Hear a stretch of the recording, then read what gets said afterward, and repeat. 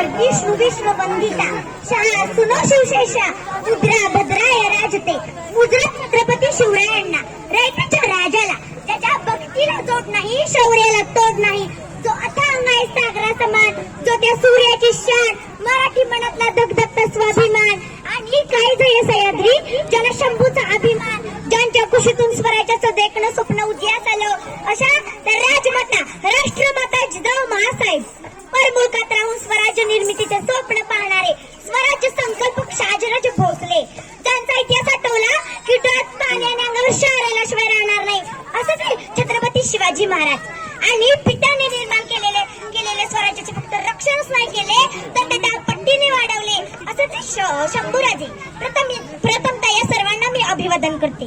आयुष्यातले प्रत्येक क्षण लक्षात राहतच असं नाही आयुष्यातले प्रत्येक क्षण लक्षात राहतातच असे नाही असा त्याचा क्षण आहे. 16व्या शतकात आजच्याच दिवशी शिवनेरीवर एक तेजस्वी तारा चमकला. सगळी चौघडे वाजू लागले. एका रवीत सह्याद्रीच्याकडे कपाळ दुमदुमली. अरे माझा राजा जन्मला माझा शिवबा जन्मला दीन दलितांचा कैवारी जन्मला दुष्टांचा संहारी जन्मला अरे माझा राजा जन्मला.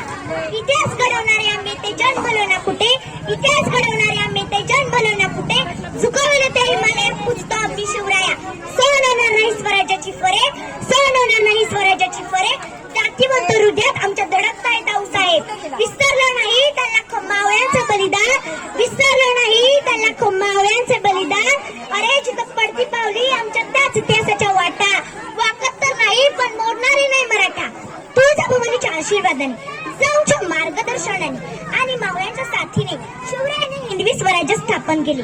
बाजीप्रभू देशपांडे तानाजी मालुसरे येसाजी संताजी धनाजी जीवामाल यांसारख्या असंख्य मावळ्यांच्या साथीने शिवरायांनी हिंदवी स्वराज्य स्थापन केले. त्या काळचे मावळे एकनिष्ठ होते. आता काळच्या मावळ्यांची काय परिस्थिती आहे डॉक्टर बाबासाहेब आंबेडकर फार सुंदर शब्दात सांगतात. लाच गरिबीची बाळगू नका तर लाच आपल्यामधील दुर्गुणांची बाळगा. म्हणूनच तर आपल्यामधील दुर्गुण काढून टाकले पाहिजेत आणि राष्ट्रहित जपले पाहिजे. ताकद तर सगळ्यांच्या समान गटत होती हो ताकद तर सगळ्यांच्या समान गटत होती हो पण स्वराज्य स्थापनेची चमक तर फक्त शिवरायांच्याच रक्तात होती. शिवरायांनी अनेक गड किल्ले जिंकले लढाया जिंकल्या म्हणून ते युग पुरुष झाले असे नाही तर शिवरायांनी या देशात सर्जनशाहीवर पहिली टोप दागली होती. माझ्या मित्रांनो आज 350 वर्ष झाली तरी सुद्धा या महाराष्ट्राच्या मातीला शिवरायांची गरज पडते. ही तर फार मोठी शोकांतिका आहे ना. असे वाटते भल्ल्या पाठी उठावं रायगडच्या पायऱ्या चढून वर जावं या अंतकरणातून या काळजातून माझ्या राजाला साथ घालावी हाक मारावी म्हणावं सांगावं विचारावं की राजा कशी पकडलो तुम्ही एवढी बलाढ्य धलन तलवार. राजा आज तुमचा मावळा सदा चहाचा कप उचलताना हटलटलट कापतोय. राजा बघा या महाराष्ट्राची परिस्थिती काय झाली.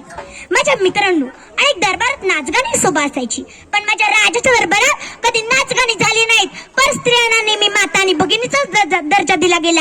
म्हणूनच तर म्हणतात ना इतिहासाच्या पानावर रयतेच्या मनावर मातेच्या कणावर आणि विश्वासाच्या प्रमाणावर राज्य करणारा राजा म्हणजे राजा शिवछत्रपती. इंग्लंडचे ग्रँड ऑफ म्हणतात. छत्रपती शिवाजी महाराज फक्त लढवय्ये नव्हते तर सामाजिक आणि अर्थकारक यांचे उत्तम जाण असणारे एक राजकारणी पुरुष होते. त्यांच्या चाणाक्ष नियोजनामुळे हतबल झालेल्या बहुजनांना सत्ताधीश होता आले. श्वासात रोखणी वादळ डोळ्यात रोखली आग श्वासात रोखणी वादळ डोळ्यात रोखली आग देव आमचा छत्रपती एकटा मराठी वाग एकटा मराठी वाग एकटा मराठी वाग. नेहमीप्रमाणे मी एवढंच सांगत आली आणि आजही सांगेन महाराजांच्या अंगठ्या जर बोटात घालायच्या असतील तर ती बोटे कोणाचे द्वेष करण्यासाठी वापरली जाणार नाही त्याची काळजी घ्या. महाराजांचे लोकट जर गळ्यात घालायचं असेल तर आपले वर्तन चुकीचं असणार नाही याची काळजी घ्या.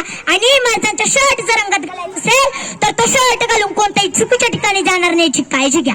आणि महाराजांचे नाव जर तोंडात घ्यायचं असेल तर तोंडात कोणताही व्यसनी पदार्थ घालणार नाही याची काळजी घ्या.